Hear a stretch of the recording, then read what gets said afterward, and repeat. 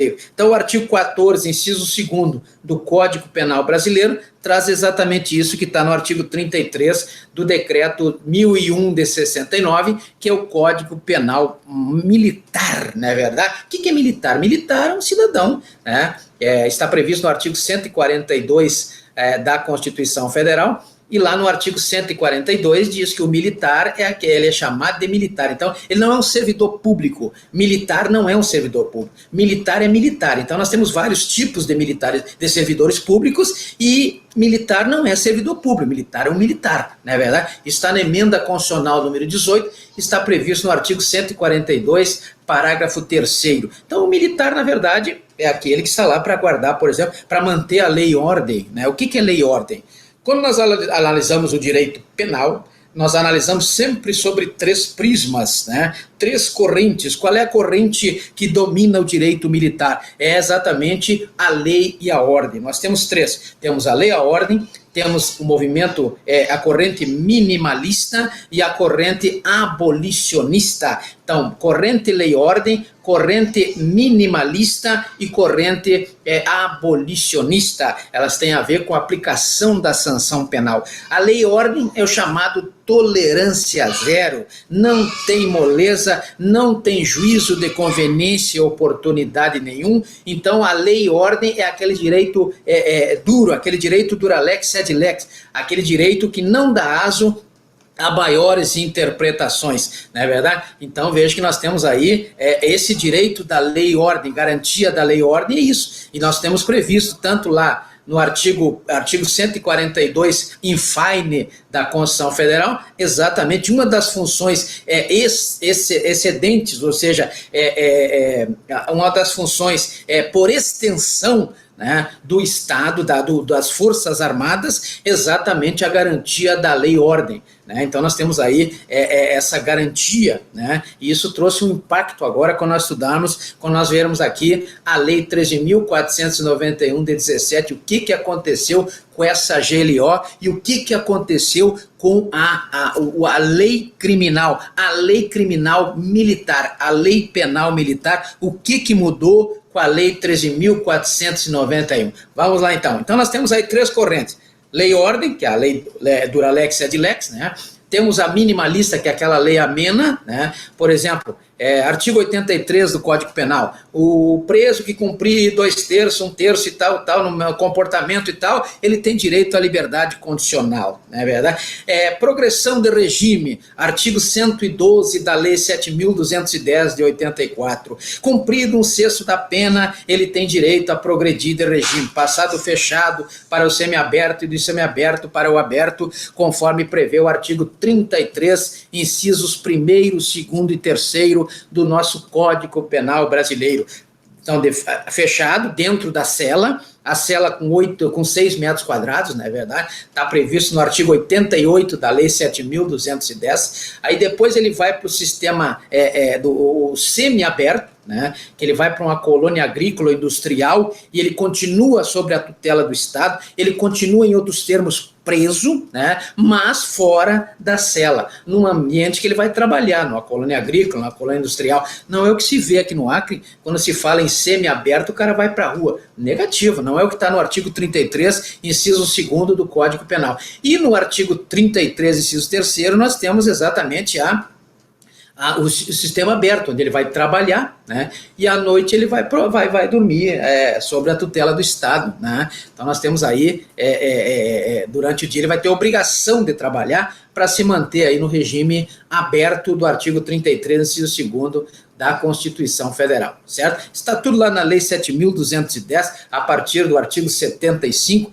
nós temos todas essas explicações, né? Como é que acontece essa progressão de regime do artigo 112 da Lei 7.210. Mas isso é a teoria minimalista, né? Para tentar criar um objetivo no preso, que ele se comportar bem, ele vai sair antes, né? Por exemplo, lá no artigo 126 da Lei 7.210, nós temos que a cada 3 dias de trabalho ou 12 horas de estudo vai diminuir-lhe 1 dia de pena, né? Então, artigo 126 da Lei 7.210 de 84. Então, isso é para criar um ambiente para que o cara tenha um objetivo, né? Porque se ele fica lá Hoje, 40 anos o máximo na pena do Brasil, está no artigo 75, artigo 75 lá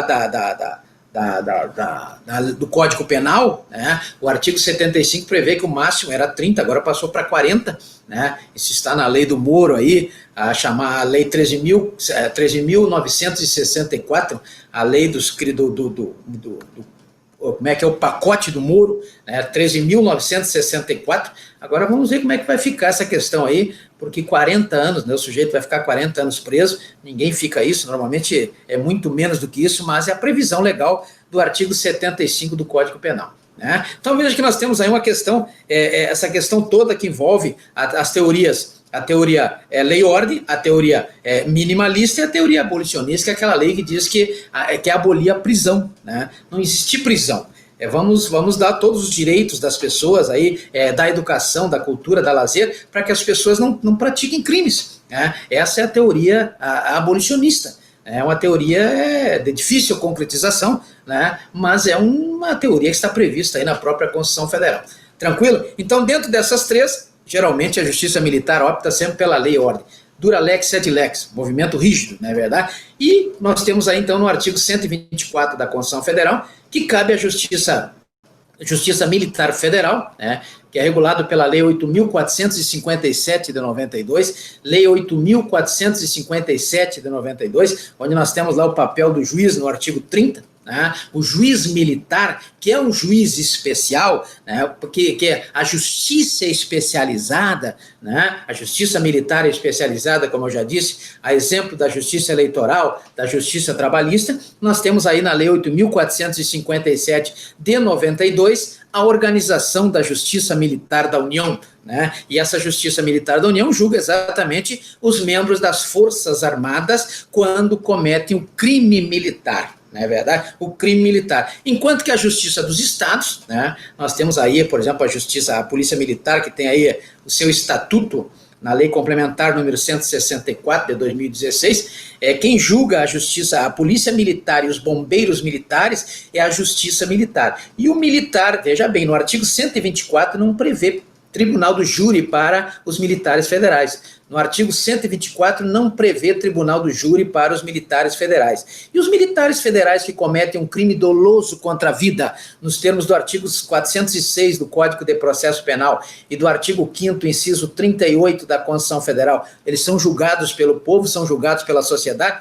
Vamos ver, não é verdade? Mas os militares estaduais, quando cometem crimes dolosos contra a vida, já há previsão na própria Constituição Federal, no artigo 125, parágrafo 4º, lá que diz que a Justiça Estadual julga os policiais militares e os bombeiros e também julga aqueles que cometem crime doloso contra a vida no Tribunal do Júri. Só que quem julga é o Tribunal do Júri. O Tribunal do Júri, porque a competência é em razão da matéria. Quem tem competência para julgar crime doloso contra a vida é o Tribunal do Júri. Então quem julga é o Tribunal do Júri, não é verdade? Não é a Justiça Militar Estadual. É o Tribunal do Júri que julga militar, né, que mata, que comete um homicídio, um crime doloso contra a vida, né, e isso já está previsto no artigo 125, parágrafo 4º da Constituição Federal. Então, os senhores deem uma olhada, deem uma lida nesses dois artigos e notem as diferenças, né? O artigo 124 diz que a Justiça da União julga tanto militares quanto civis, né? Já a Justiça Estadual não julga civil. Não há previsão de julgamento de civis pelo artigo 125, parágrafo 4º da Constituição Federal. Tranquilo? Mas aí nós temos que definir o seguinte: o que a Justiça Militar julga? A Justiça Militar julga na esfera federal, julga militares e civis. Na esfera estadual, Polícia Militar e Bombeiros não julga civis, mas o que ela julga então? Para que existe essa Justiça Militar prevista no artigo 122 da Constituição Federal? Muito bem, ela julga crime militar. E o que é crime militar? Veja bem, antes de 2017, antes da Lei 13.491, a resposta era fácil. Era só dizer aquilo que está no Código Penal Militar. Então, o que é crime militar? É o que está no Código Penal Militar, Decreto 1001 de 69. Decreto 1001 de 69. Então, lá no decreto 1001 de 69, nós temos o crime militar. Pronto, resolvido. Quais são os tipos de crime militar? Nós tínhamos antes de 16 de outubro de 2017, antes da lei 13.491, nós tínhamos dois tipos de crimes militares, os próprios e os impróprios. O que são crimes, o que eram crimes próprios, crimes militares próprios? Eram aqueles crimes que só os militares podiam cometer, só os militares poderiam praticar. Então vejam que um crime praticado só por militar, pederastia, artigo 235, motim do artigo 149, revolta do artigo 150, do artigo 187, deserção, o camarada que sai do quartel e fica mais de 8 dias sem voltar, sem dar notícias, ele é condenado ao crime de deserção, né? Dormir no serviço é um crime, né? É um crime, claro, porque todo crime é um dano à sociedade, também é um dano ao quartel. O cara que dorme, mesmo que seja 1 minuto, ele coloca todo o quartel em perigo, né? Então ele comete um crime, né? Mas existe, na questão, nós temos aí a definição de crime, né? Nós começamos aí pela questão da prisão. A prisão, veja bem, aqui fora, que eu digo aqui no Brasil, não é verdade, nós temos aí a prisão. Quantos tipos de prisões nós temos? 2, né? O artigo 5º, inciso 61 da Constituição Federal, o artigo 5º, inciso 61 da Constituição Federal diz que as prisões elas poderão ser ou em flagrante delito, né? Nos termos do artigo 301 do Código de Processo Penal. Então, lá no artigo 301 do Código de Processo Penal, diz que a autoridade policial está obrigada a prender alguém que estiver em situação de flagrância, né? Flagrância é o momento que está acontecendo o crime ou logo após acontecer o crime, aquelas situações todas de flagrância lá do artigo 301 do Código de Processo Penal, ou por mandado judicial. Então a pessoa pode ser presa, por exemplo, preventivamente, nos termos do artigo 312 do Código de Processo Penal, para garantia da ordem pública, garantia da ordem econômica, assegurar a aplicação da lei penal, conveniência da instrução criminal, mas tem que ter uma ordem judicial. Pode ser preso temporariamente, a prisão temporária da lei 7.960, tranquilo, não, desde que exista indícios de materialidade de autoria que autorizem esse tipo de prisão, o juiz poderá mandar prender. Então manda prender. Então o juiz manda prender. Então pode ser preventiva, pode ser temporária, ou pode ser a prisão penal, aquela depois de transitada em julgado. Depois que transita em julgado a sentença condenatória, aquela pena ela passa a ser uma prisão penal, não é verdade? Nós temos uma diferença aí na questão, nos aproximando da política, né? Que é o preso processual, aquele que acontece antes do trânsito em julgado, ele tem direitos políticos preservados, ele pode votar e ser votado, né? Diferentemente do preso penal, que além de perder a liberdade, nos termos do artigo 38 do Código de Processo Penal, ele pode perder, aliás, Código Penal, ele pode perder também o direito político, né? Isso está previsto no artigo 15, artigo 15, inciso 3º, artigo 15, inciso 3º da Constituição Federal. Então, o preso penal que tiver sentença condenatória transitada em julgado, ele vai perder mais do que a liberdade, ele vai perder também o direito político. Já o preso, por força do artigo 38 do Código Penal, por força